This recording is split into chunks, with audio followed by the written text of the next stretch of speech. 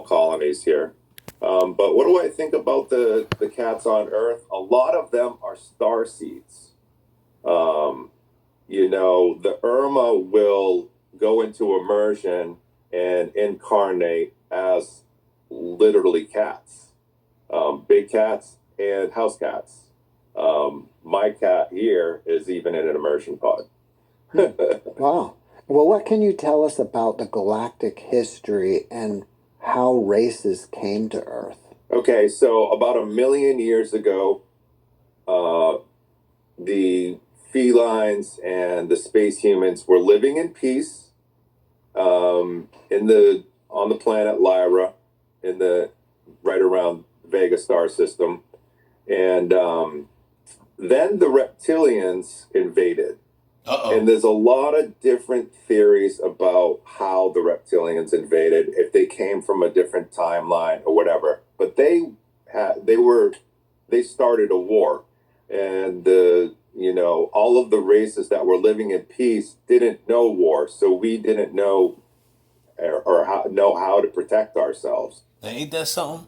He said all the races that was living in peace didn't know war. Can you imagine that? I believe that probably was. I don't know, man. I be wondering because when I came down this joint as a baby, I was all loving, man. You know what I'm saying? Just all love, love, love, love, love. And I realized I was in the hey, hey, hey, hey world. I'm like, damn. So you gotta adapt to that world. If you don't, you're gonna get devoured. The adversary be sober, be vigilant, for your adversary is like a roaring lion seeking whom he may devour. So the reptilians came in with all of this technology and just blew the hell out of everything. So, like I said again, it shows you right here. This is how the beast created the technology. It's not like the white man got the technology. White man don't have the science. You know what I'm saying? Remember, white man came from the Neanderthal gene, which came up from out of the Caucasus Mountains. So they got the science from the reptilians. These ancient beings got the science of this high tech that we have today that's putting people under mind control and all this shit. And everybody got on their spaceships and just went and hid on all the different planets throughout this quadrant of the galaxy. So everybody running, and the reptiles chased them all over this quadrant of the galaxy. And so the reptilian ass gang stalkers is chasing the peacemakers all throughout the galaxy, man. You know what I'm saying? Came to kill, steal, and to destroy. The beasts always come to kill, steal, and to destroy. There's been war going on, player. Alright? Way before the Bible. To near extinction. And then we, got together and developed the Galactic Federation and organized and, developed weapons and technology and stuff to defend ourselves, and then went to war with the reptilians and eventually landed on this planet. Humans came to this planet about 40 to 50,000 years ago. What? And there were, this is Atlantis times, pre-Atlantis times, and there were many different star races here on Earth, especially after the Tiamat destruction. But see, your preacher man is not allowed to go that far. They gotta go as far as just Adam and Eve. You know what I'm saying? And y'all thinking that creation started there, but y'all been punked. The asteroid belt right now used to be a planet, and that planet was called Tiamat. It was a big watery planet. And the solar system 12,500 years ago was changed around. It's not the way that it was, that it is right now. And so the reptilians put some sort of a decoy on Tiamat in order to draw the Federation to it. And when the Federation went to Tiamat to investigate, a huge war broke out, and they literally destroyed the planet of Tiamat. And there are a lot of civilizations, especially, under the sea civilizations, on Tiamat, and the reptilians specifically wanted to destroy this planet to get to the black goo. Before you go on, what is the black goo? Cracks in the fissures of the crust and creates oil, but then it crystallizes and then it creates the black goo. There's some sort of a chemical transition that happens to become like a hydrocarbon. So the black goo is very positive. It's the lifeblood of a planet, but it can become negative when a planet is destroyed. And that's why the reptilians specifically wanted to destroy Tiamat, was to infuse the black goo with all of the trauma, because the black goo has semi-etheric states. It exists and has in the astral as well. So it's connected to all of the souls on the planet.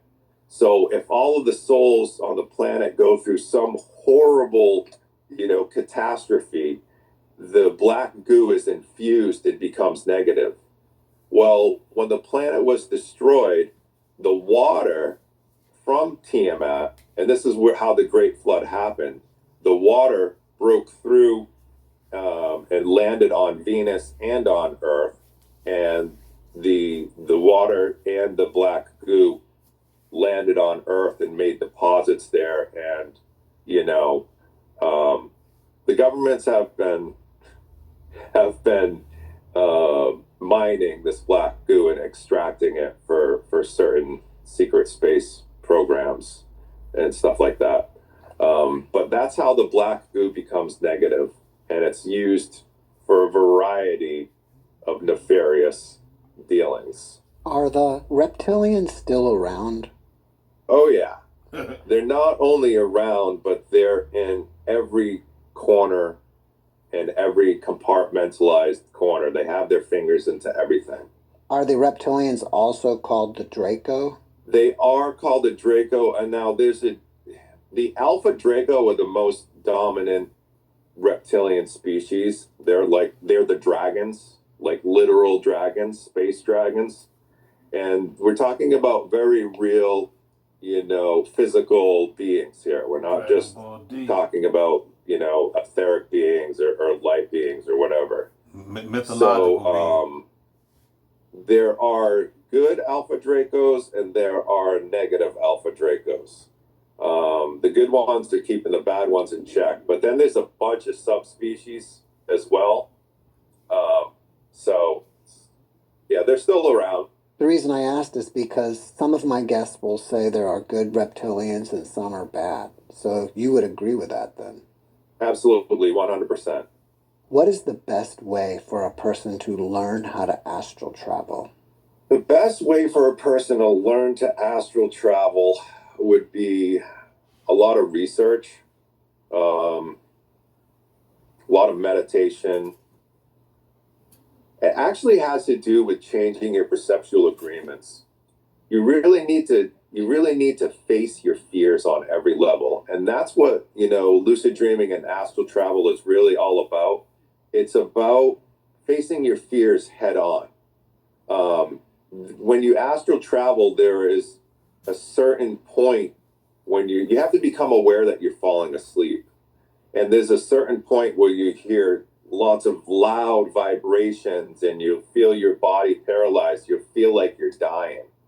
That is the first step to become comfortable with. You have to become comfortable with the fear of falling and the fear of dying before you can enter the astral realms. It's kind of like an initiation. So the best way to do it, is to practice. It took me a year before I was very good at it. But really practicing and researching all of the different techniques and stuff like that is the best way to learn about it. And that's the best way to overcome the fear? That's a personal journey. That's a personal test, overcoming the fear. And honestly, there's nothing to be afraid of except for yourself and your own ideas. because that's all there is. There's just your consciousness, your frequency, and your ideas. All your reality is made up from your perceptions. So if you don't really want to face your traumas, you don't really want to face your fears, then astral travel is and lucid dreaming is not for you. During your astral traveling, have you been to the halls of Amenti or the Akashic records? The halls of Amenti and the Akashic records, no, not specifically. I don't exactly subscribe to the idea of either of those things, although people have reported that they've been there, and I believe that they're real for them. I just kind of tap into the ether and get an inner knowing or knowledge that way.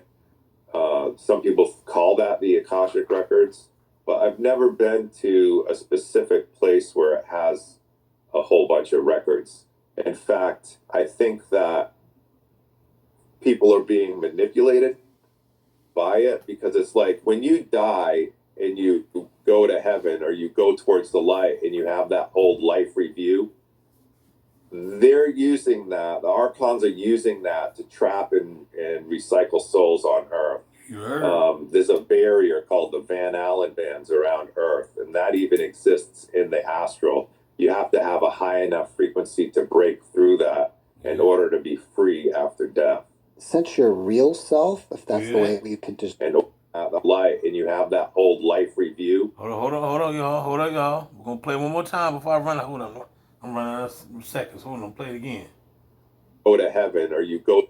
I think that people are being manipulated by it, because it's like when you die and you go to heaven or you go towards the light and you have that whole life review, they're using that, the archons are using that to trap and recycle souls on Earth.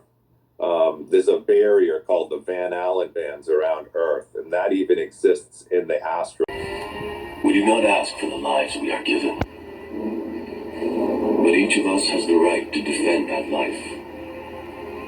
I have fought to defend mine, and when the forces of darkness return, you shall know that I am out there, fighting to defend yours. I, descender of the demon horde. I, my father's son.